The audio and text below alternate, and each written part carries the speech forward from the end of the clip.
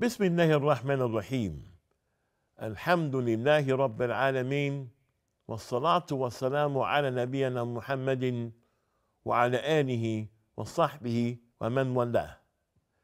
Dear viewers, Assalamu alaikum rahmatullahi wa barakatuh, and welcome to another episode of The Virtues of Islam.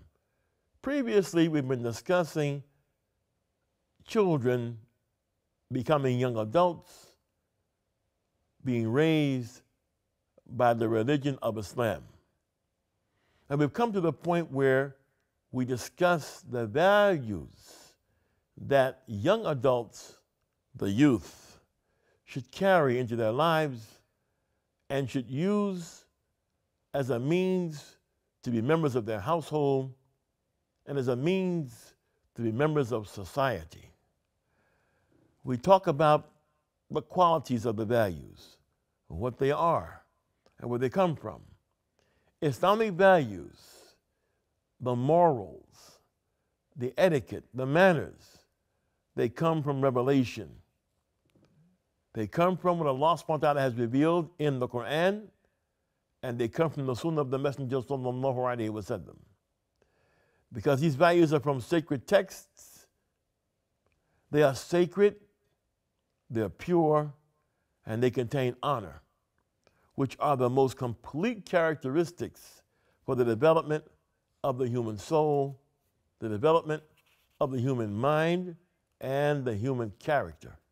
Allah subhanahu wa ta'ala says, وَمَا كَانَ لِلْمُؤْمِنٍ وَلَا مُؤْمِنَةٍ إِذَا قَضَى اللَّهُ وَرَسُولُهُ أَمْرًا أَنْ يَكُونَ لَهُمُ الْخِيرَةُ مِنْ أَمْرِهِمْ وَمَنْ يَعْصِ اللَّهَ وَرَسُولَهُ فَقَدْ ضَلَّ ضَلَالًا مُبِينًا. It is not for a believing man or a believing woman, when Allah and His Messenger have decreed a matter, that they should have any option in their decision.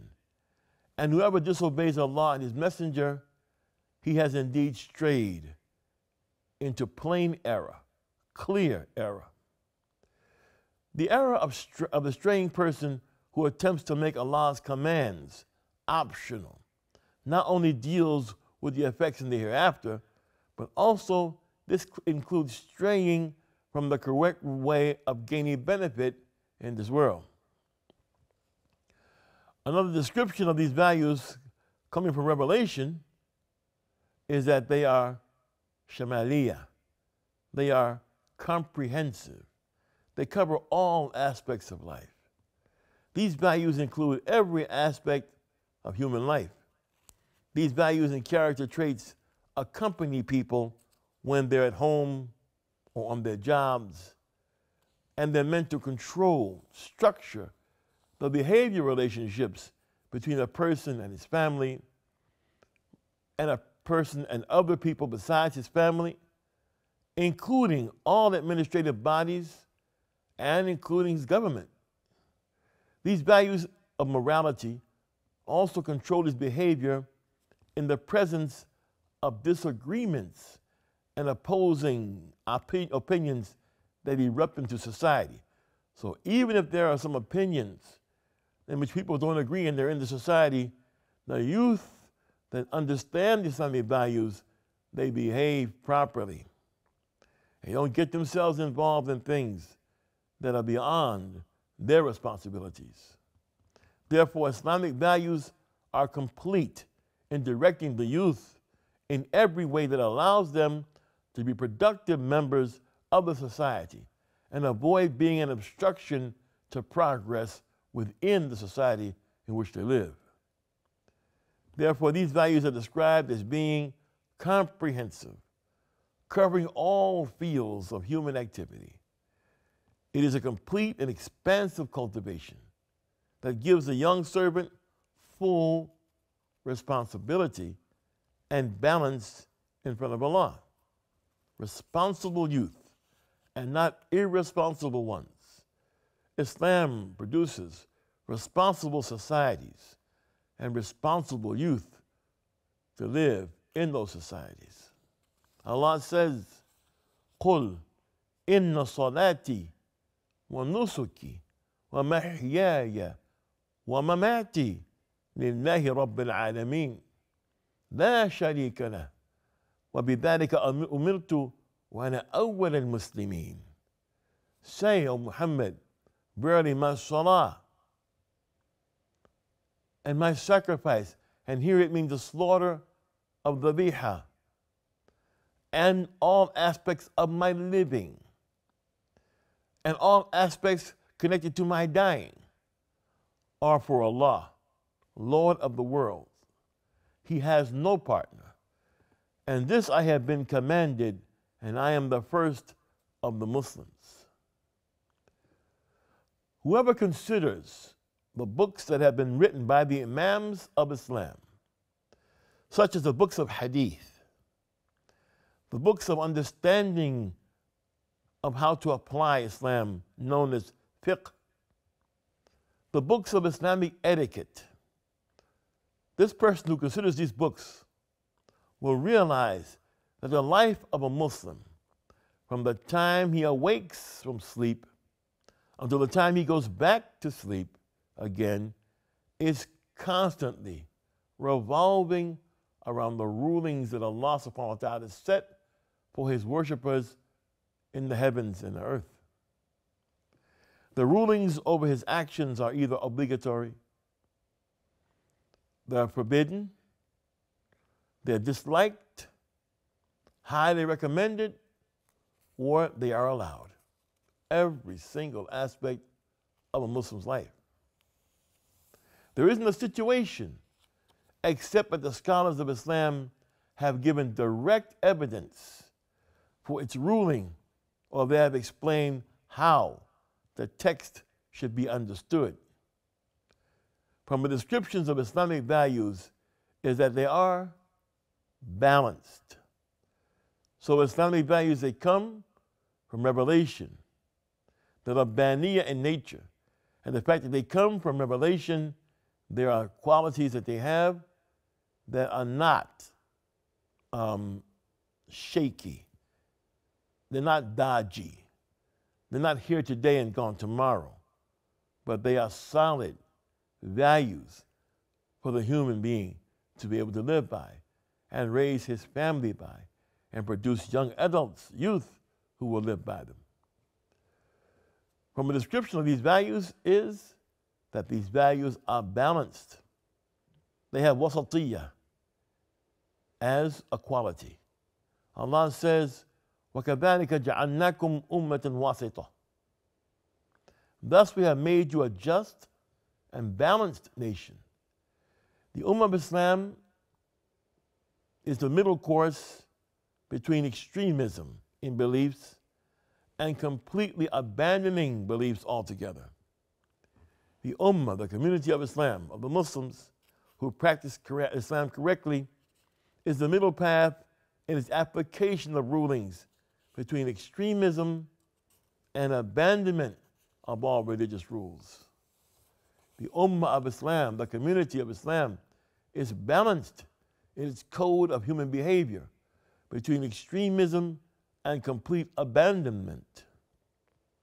The Ummah of Islam is a middle course as it relates to various interactions with the creation. Islam does not propagate extremism in these interactions, nor does it abandon proper interactions with other members of the creation. Islamic values are also characterized as being permanent and consistent, not temporary and imaginary. They are permanent and consistent. The morality is permanent and consistent. The manner is permanent and consistent, not imaginary and temporary. These values are built upon Islamic legislation. One of the Islamic legislation's descriptions is that it's permanent and it's consistent. قال تعالى وإذا تتلى عليهم آياتنا بينات قال الذين لا يرجون لقاءنا ائتي بقرآن غير هذا أو بدله قل ما يكون لي أن أبدله من تلقاء نفسي إن اتبع إلا ما يوحى إلي إني أخاف أن عصيت ربي عذاب يوم عظيم. And when our clear verses are recited to them, those who do not hope in their meeting with us, and us here means Allah subhanahu wa ta'ala, they say, bring us a Quran other than this one, or change it.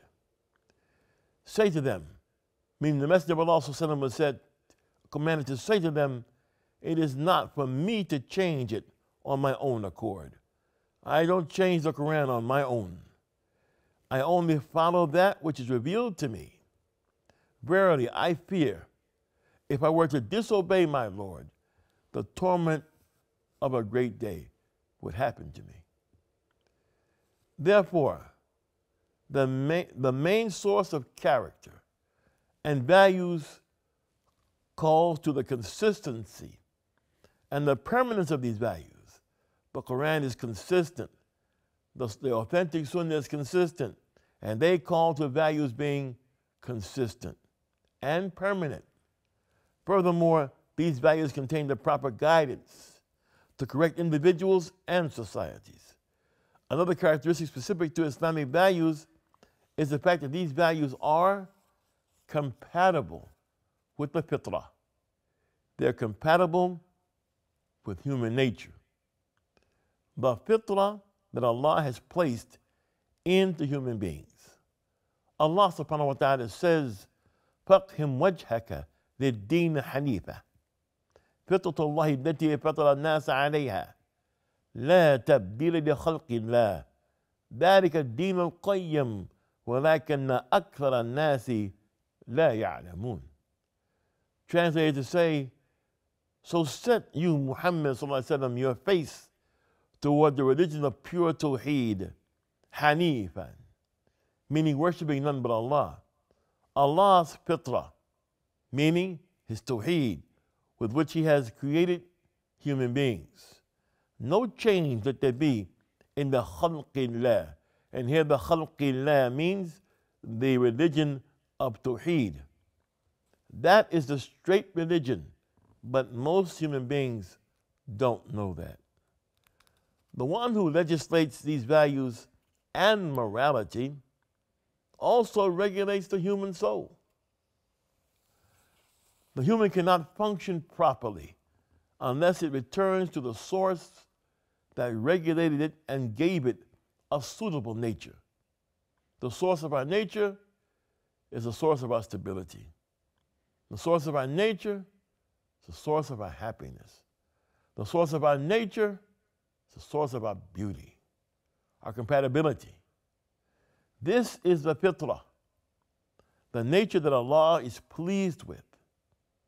The fitrah is Tawheed, the oneness of Allah subhanahu wa ta'ala.